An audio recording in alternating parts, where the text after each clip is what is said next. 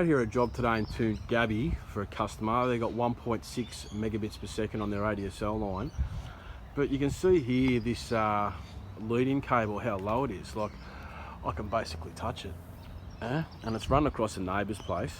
Now, you're not really supposed to be doing that, but as you can see on this street here, sort of a bit of a dead end. They've blocked it off, and there's no pits out here.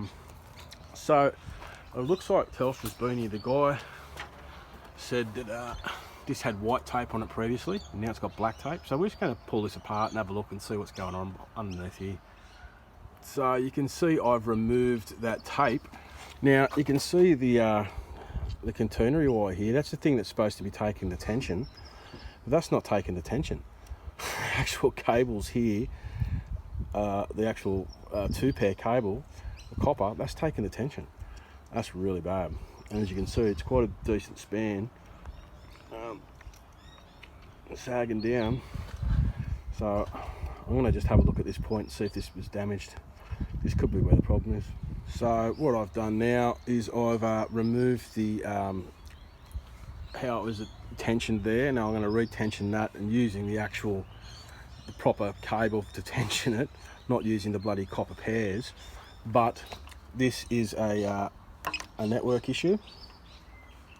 So I was just getting 1.6 megabit a second, but it's just dropped out. So this is directly on the lead-in cable. As you can see, I'm holding it. All right, cranking out over there. So I'm just going to wait for this to reconnect again, and then I'll just show you on here. We're only getting the 1.6, 1.7 megabit a second. So this is 100% a network issue. Here we go. So it's just repopulated. So now we'll just go. Okay. Let's go. Sorry about that. Let's go down. So you go onto that. So 1.8 meg, rubbish. Okay, so this is 100% a network issue.